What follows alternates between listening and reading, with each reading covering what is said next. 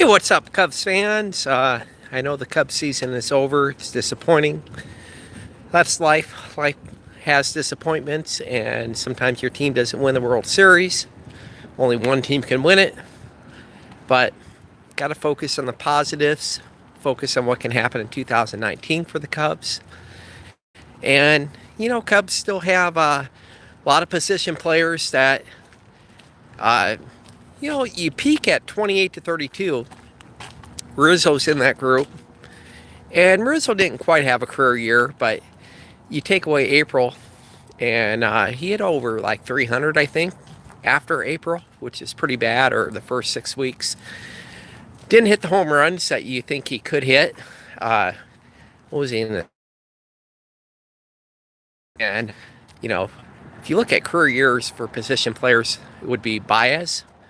Unbelievable, 111 RBIs, 101 runs scored, hit 290 something. Just create a lot of havoc on the bases and his defense ability. And he went from second base to shortstop, third base. Excellent defense. And who wouldn't want a player like that? I know he has some flaws, strikeouts, but not as much as some of these other power hitters. And he started to draw more walks. It might have been a little bit more respect. He still looks annoyed when he gets walked because he admits he'd rather swing. But not everyone's going to be like an on-base percentage machine. You like to see him evolve a little bit more because when he does get on base, he just does amazing things. I mean, he can not only steal, but stresses guys out where they make an error. That's amazing. He was in the 8th most for runs scored. So he was amazing. And Zobrist had a career year for batting average. So I've seen a few negative people saying no one had career years. No. Baez and Zobrist had career years. And one guy said, you need to have like 4 or 5 players hit over 300. Okay, we're not Ted Williams anymore. Not many guys hit over 300. Or they're like 8 or 6. Wasn't many. If you hit over 280, that's pretty good. So, but on to the positives. Joe Maddon will be back. There's a lot of bullshit out there, but came from Theo Epstein's mouth. He's his boss. He makes those decisions. And he's going to be back. He signed a 5-year contract. It'll be year number 5. They did admit that they haven't talked about an extension after that, but let's focus on 2019. By then, he'll be 65. He may just chill. He owns like RVs and he goes to Tampa and the guys just chill. So who knows if it's his last year. But the players love him. See what he can get done next year. I mean, a lot of these same hitters got it done in 2016. Did not get done in 2018. Is what it is. We did have a couple players that did have a career year or so. We'll see if we can have more. Get things done. Pitcher is kind of a mixed bag. Wasn't consistent all year, but Lester, maybe not an ace these days, but definitely at least a number 2 or 3 guy. Can Darvish give you more? He ended up having to have a surgery. They couldn't quite figure out his injury and all this, and tried to come back, and then he was scared and got opinions. But 6-year contract, you're hoping you can at least get 2 or 3 years out of him, 4 years out of him. So we'll see. We signed Drew Smyly, 2-year contract. We didn't expect much out of year 1. We were thinking maybe we can get lucky August, September. Would have been nice if he would have came back and been effective. Could have maybe used him, but didn't happen. So we have a 2nd year, and he's always been a starter. Smyly's always been a starter. but we'll see. Otherwise, we were kind of lacking in the pass. Montgomery out of the pen. He was somewhat like the Hadar or Miller, one of those guys that could pitch like every 2 or 3 days and go 2 innings and just shut down a team. And we didn't really have that this year. Well, Montgomery had to be used as a starter. Kind of mixed results with him. Not horrible, not great overall. Maybe somewhat serviceable bottom of rotation guy when you average it out. But it's nice to have a long man, and we didn't really have that this year. And it would have been useful, especially going, 23 days in a row, or technically 30 days in a row with the 2 days we had to show up at the ballpark, and again, a game was canceled.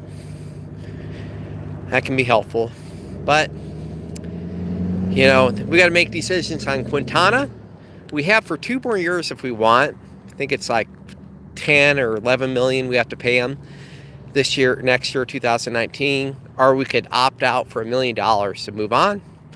Had his worst year ERA, like 4.1, but he's had some great games and some not so good games, but didn't strike out as many. But that's not a bad salary to pay a guy. Maybe you can get him a little bit better. Hendricks had some rough patches, but finished like 3.4, and he finished strong. Would have been pretty good starting in the playoffs if we could have got further, I think. 3.4 ERA. This year you only paid him $3 million. He's got 2 more years arbitration control. Seems like a no-brainer. I don't know what you'd have to pay him this year, like $8 million, $10 million. And then he can decide next year. I think you want to bring him back. I think they like him. And, of course, Lester's under contract. And so who are let me see. You got Lester, Quintana, Hendricks, Hamels. You're deciding his contract. If we bring him back, we have to pay like $20 million. And I don't know if he can opt out and then opt back into Chicago. I don't know if that's legal. It's like a $6 million buyout that if we chose not to get him, that Texas would have to pay. I don't know if that would be ethical or legal. That Texas could pay, and then maybe we could negotiate to have him only sign for like $10 million or whatever. But Theo did say, I'd love to have Hamels back. So that tells you. And he did great for us. He really only had 1 bad game. And then in the wild card game, he pitched 2 shutout innings. So that was pretty cool. And so if you bring back Hendricks, Hamels, Quintana, and then Lester, well, we got to pay Lester $25 million no matter what. But Lester was an all-star first half. Had a bump in July and August. Didn't finish great September, and his start in October. Those are the 4 guys. So the 5th starter you'd think would be Darvish because you're paying him $21 million. And then you got guys like Smiley, Montgomery can fill in the gap. What I hope is we have more development in Iowa. We get these pitchers that are good in Tennessee. They go to Iowa and something happens. Now, last year, Iowa had 4 pitchers that had under like a 4 ERA. So it'd be interesting. You would think there'd be better pitchers in Iowa next year. And you need that because an injury or 2 could happen. Someone's got to step up. So we'll see what happens. The one guy gave us somewhat of a boost, Mills. Small sample size, 2 starts, 2 relief appearances. I think it was somewhere around a 3.5 ERA. Granted, there was 1 game where Edwards gave up 2 of his runs that he left on first and second, or I don't know, which is kind of annoying. But for the most part, Mills, considering you have like a 4.7 ERA for Iowa, did pretty good for Chicago. So we'll see how that plays out. If they're going to keep him. They obviously believed in him more than like Underwood or Saying. Saying, after a great year in Iowa and Tennessee in 2017, had like a 6.5 ERA in Iowa, and then his one opportunity was not good in Chicago. Underwood got an opportunity in Chicago. Things were bumpy the first inning, a lot of pitches, I think like 30-some pitches, 40 pitches. And he labored through and pitched 4 innings, only 1 run.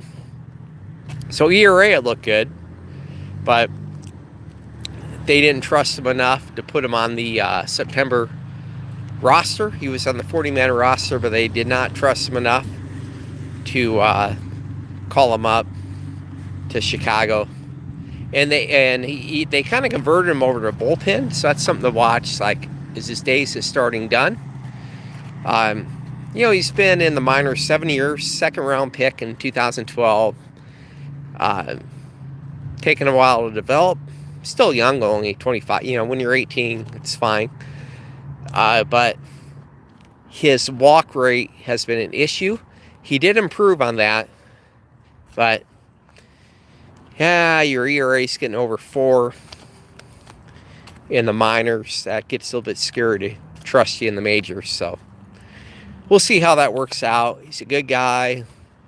He can throw 98, but you got to do even more than throw 98. You have to be effective, hit the corners. You have to good stuff. It's not all about throwing a good fastball.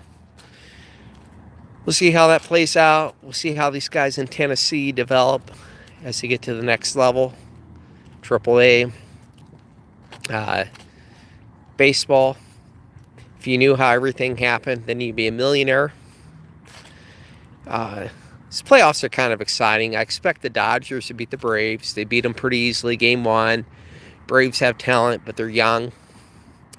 Dodgers have some good pitchers. They're savvy. I still think Dodgers will find a way to choke. You have Milwaukee against the Rockies. Rockies got to be exhausted playing all these games in a row. Extra inning games. Rockies showed heart. They made it to extra innings. And then they couldn't get Yelich out. He walks. He gets around, scores. So Brewers win. Credit to Brewers. Brewers even started a reliever. And he pitched 3 no-hit innings. Only started 4 games. They took him out. Thinking, why are they starting a reliever in game 1? Isn't that important? And he had rest. But their starting pitching has not been their strength. Their strength has been Yelich and Kang and their bullpen guys.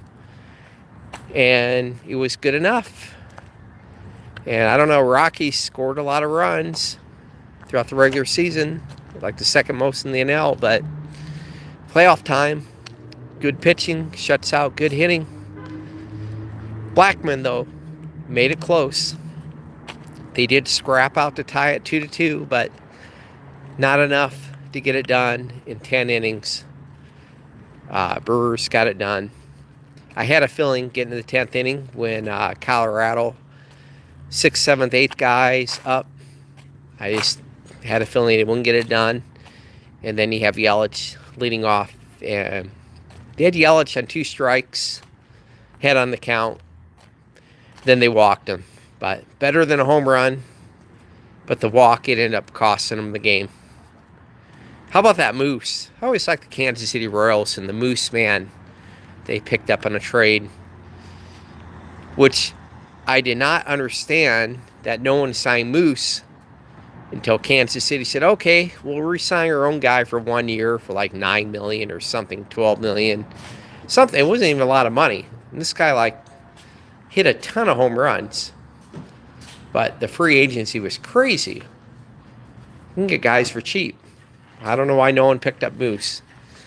He ended up helping Milwaukee get the game-winning RBI, the NL Division Series, to help Milwaukee get up 1-0 against Colorado. Not like any Denver fans care. They're focused on the Broncos. It's too bad. Colorado, they have some good players, good team. Been to a number of their games, but people are focused on the Broncos. Anyway, go Cubs go. We'll talk about more free agent stuff. Bryce Harper, Bovada said he'll be a Cub. I think it's a good thing, other than the millions of dollars you got to pay him, but it's not covering my checking account.